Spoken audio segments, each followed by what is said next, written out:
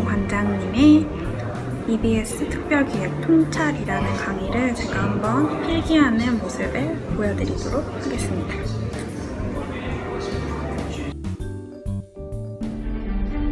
인류 모두의 단 하나뿐인 고향, 지구. 지구의 역사상 5번의 대멸종이 일어났습니다. 대멸종이란 당대 지구 전체 생물종 중 75% 이상이 사라진 사건을 말하는데, 지구의 생명들과 지구 환경은 멸종과 진화를 거듭하면서 끊임없이 영향을 주고받으며 현재 지구와 지구 생명체의 모습을 만들어왔죠. 하지만 6번째 대멸종이 예고되고 있습니다. 과연 우리 인류는 어떻게 해야 할까요? 생명의 존재 양식은 무엇일까요?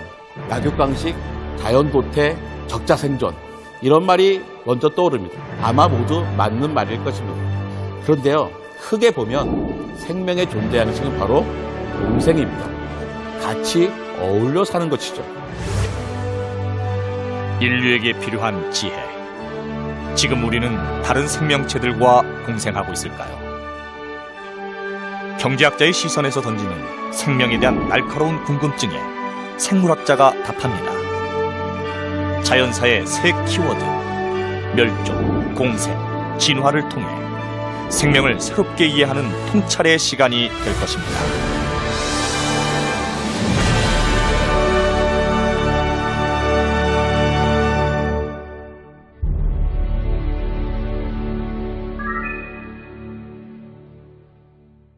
장하준 선생님, 멸종 그러면 어떤 말이 생각나십니까?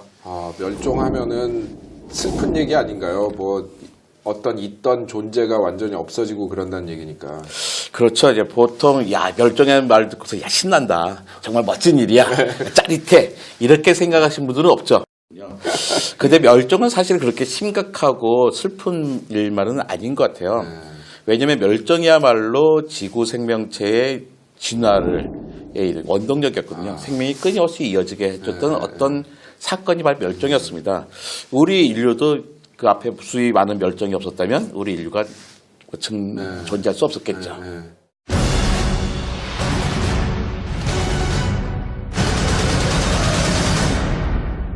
오파비니아, 제가 제일 좋아하는 동물입니다. 아주 희한하게 생겼죠. 얼굴에는 눈이 5개나 있고요. 입 윗주둥이는 코끼리 코처럼 길게 나와 있습니다. 끝에는 손처럼 생긴 집게가 있죠. 아마 그 집게팔로 잡아서 먹이를 잡아서 자기 입에 넣었을 겁니다. 아노말로카리스, 이것도 더 멋진 동물이죠. 이건 제법 큽니다. 웬만하면 1m나 되고요.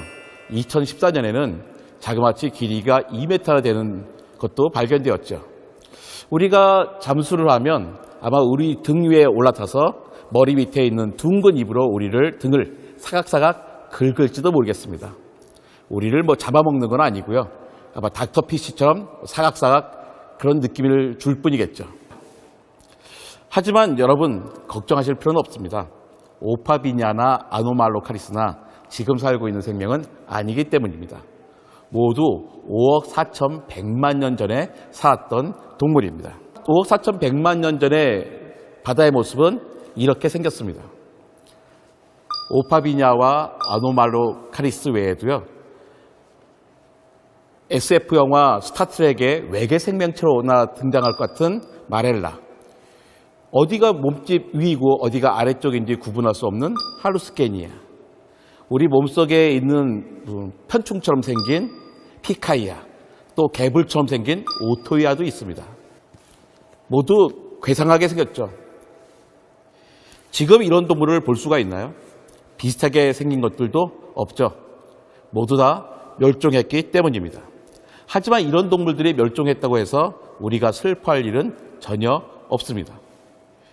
생물은 종, 속, 과, 목, 강문, 개로 분류를 하죠.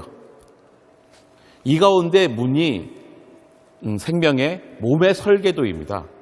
지금까지 지구에는 동물문이 38개가 등장했습니다. 이 가운데 1개가 사라졌죠. 그것이 바로 오파비니아입니다. 만약에 오파비니아가 후손을 남기고 사라졌다면 지금 산과 들과 바다에는 눈이 5개 달리고 입 주둥이가 코처럼 생기고 끝에 집게팔이 달린 멋진 동물들이 많이 있을 겁니다. 그런데요, 오파비냐 대신 피카이아가 사라졌다면 이야기가 달라집니다. 피카이아가 사라졌다면 지금 지구의 모습이 어떻게 변했을지 아무도 몰랐을 겁니다. 왜냐하면 우리 인류도 등장하지 않았을 테니까요. 피카이아는 어류에서 포유류에 이르기까지 척추가 있는 모든 동물들의 조상입니다. 물고기, 개구리, 뱀, 새, 코끼리, 그 사람의 조상인 거죠. 아주 연약하게 생긴 피카이아가 흔적 없이 사라져버리고 말았습니다. 하지만 그 흔적들은 우리 몸속에 여전히 남아있죠. 그 유전자들이 남아서 지구를 가득 채우고 있는 것입니다. 5억 4,100만 년 전에 살았던 생명의 설계도는 연전히 이어져서 우리에게 이어지고 있는 것입니다. 제가 제일 좋아하는 동물은 공룡입니다. 보통 공룡은 5살에서 9살까지의 아이들이 좋아하죠. 그게 정상입니다. 13살까지 좋아해도요, 약간 이상한 거고요. 20살인데 공룡을 좋아하면 좀 특이한 친구라고 생각할 수 있습니다. 그런데 저는 35살부터 공룡을 좋아했어요. 그래서 지금까지도 공룡 모형을 사는데 돈을 아끼지 않고 있습니다. 그만큼 이제 공룡을 좋아하는 것입니다. 아이들이나 저나 공룡을 좋아하는 이유가 있습니다. 첫 번째는 커다랗기 때문입니다. 우리는 커다란 걸 좋아하죠. 큰 건물, 큰 다리 좋아하잖아요.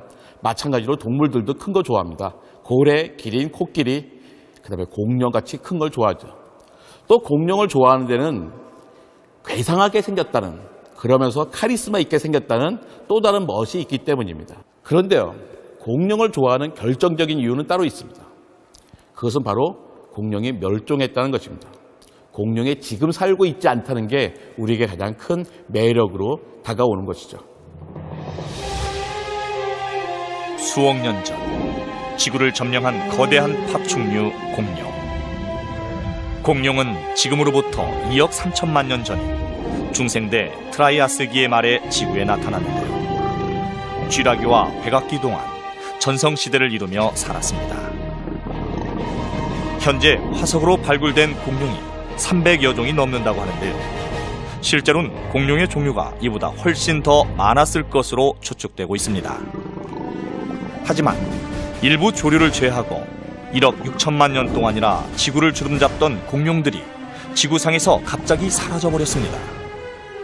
공룡의 멸종 원인으로는 여러 가지 설이 예측되고 있는데요. 먼저 소행성 충돌설입니다.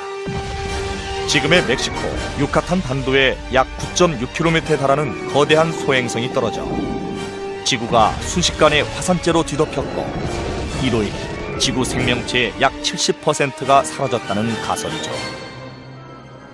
지각 변동으로 바다 수면이 낮아지고 얕은 바다가 육지가 되면서 기온이 변화해 공룡이 멸종되었다는 가설도 있습니다.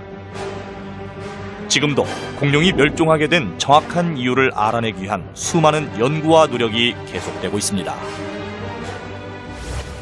저희가 좋아하는 공룡은 뼈로 남아있는 공룡, 화석으로 남아있는 공룡, 그림으로 남아있는 공룡, 그 다음에 모형으로 있는 공룡이지 살아서 숨쉬는 공룡이 아닙니다. 커다란 티라노사우루스가 포효하는 곳에 딸과 함께 걷고 싶지가 않습니다. 2600만 년 전에 지름 10km짜리 거대한 소행성이 멕시코의 유카타 반도에 부딪혔을 때 육상에서는 고양이보다 커다란 모든 동물들이 사라졌습니다. 그때 대부분의 공룡들이 함께 사라졌죠. 제가 방금 대부분이라고 한 이유는요, 사실 공룡이 완전히 멸종하지는 않았기 때문입니다. 공룡들은 아직도 살아서 우리의 안주와 간식이 되고 있죠. 새가 바로 공룡입니다. 새보다 커다란 모든 공룡은 사라졌고 지금은 새인 공룡만 남아있는 것입니다. 공룡이 멸종하고 난 다음에 지구는 포유류의 시대가 되었습니다. 이렇게 말씀드리면 포유류는 신생대에 들어서야 처음 생겼구나 이렇게 생각할 수가 있습니다. 하지만 이건 오해입니다. 공룡과 포유류는 같이 생겨나죠. 한 조상에서 한 자식은 공룡의 조상이 되고 다른 자식은 포유류의 조상이 되는 것입니다. 그런데 같이 생겼지만 포유류보다 공룡이 더 우세했습니다. 그래서 공룡들은 작은 크기로 야행성으로 살았죠. 낮에 큰 몸집을 크게 하고 낮에 돌아다녀봤자 공룡들에게 잡아먹힐 게 뻔했기 때문입니다. 추운 밤에 깜깜한 밤에 살려다 보니까 몸에 털이 많이 나야 했고 또 눈은 밝아져야 했습니다. 더욱더 중요한 건 귀였죠. 캄캄한 밤에는 어차피 안 보이잖아요. 생명의 진화는 그야말로 우연의 산물입니다. 6,600만 년 전에 소행성이 지구에 충돌하지 않았다면 지금도 지구는 여전히 공룡들의 세상일지도 모릅니다.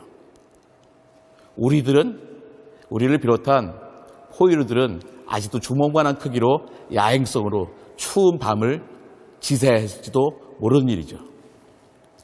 멸종이란 끊임없이 변화하는 자연 환경에 생명이 적응하는 아주 자연스러운 일입니다. 슬프고 괴로운 일이 아니라 지구의 생명의 다양성을 만들어주는 일이었던 것이죠. 생명의 역사는 이제 멸종의 역사이지만 멸종하기 위해서는 이제 먼저 존재하잖아요. 생명의 존재 양식 그러면 무엇을 떠올리시겠습니까? 글쎄요, 우선 약육강식, 자연 도태, 적자생존 그런 거 아닌가요? 예, 맞습니다. 틀린 말씀이 하나도 없고 대부분 사람들이 그렇게 생각하죠. 생명들이 살아가는 방식이 바로 적자생존, 약육강식 이런 건데요. 하지만 크게 보면 생명의 존재 양식은 한마디로 표현하면 저는 공생이라고 생각합니다.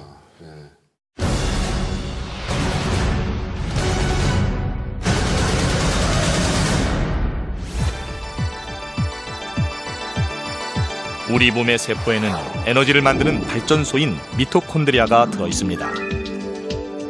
미토콘드리아는 세포 소기관의 하나로 적혈구를 제외한 우리 몸의 모든 세포에 존재하고 있는데요.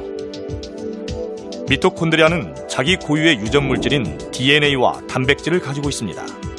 따라서 미토콘드리아의 DNA는 법 이야기에도 활용돼 용의자나 변사자의 신원을 확인할 때도 쓰이고 있죠. 미토콘드리아는 구조적으로 박테리아와 유사한 형태를 갖고 있는데요. 인간의 세포가 오랜 세월을 거치면서 독립생명체인 박테리아가 세포 내로 병합돼 미토콘드리아로 진화됐을 것이라는 중요한 근거를 제시하고 있습니다. 미토콘드리아의 가장 중요한 기능은 몸속으로 들어온 음식물을 통해서 에너지 대사에 매우 중요한 역할을 하는 ATP를 합성하는 일입니다. 또한 미토콘드리아는 기능이 상실된 세포를 죽이는 역할을 하기도 합니다.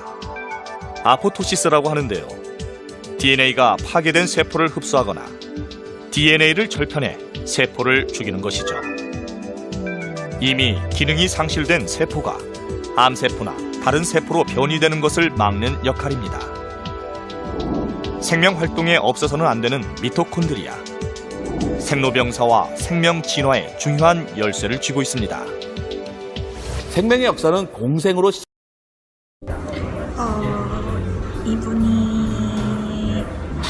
이분이 강의하신 거는 2개로 되어 있는데 지금 멸종과 공생에서 저는 첫 번째 편만 봤고요. 여기 보시면 생명의 존재의 75%가 멸종으로 사라졌다 이런 얘기를 하셨고, 여기 밑에 보시면 이제 멸종이란 무엇인가에 대해서도 자세하게 이야기를 해주시고 있습니다.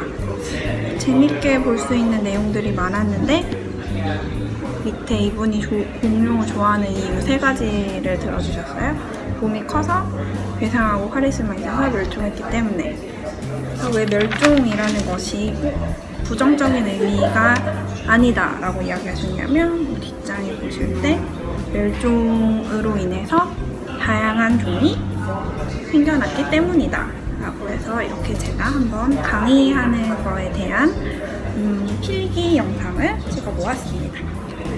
그래서 이렇게 2장 정도 나왔고요.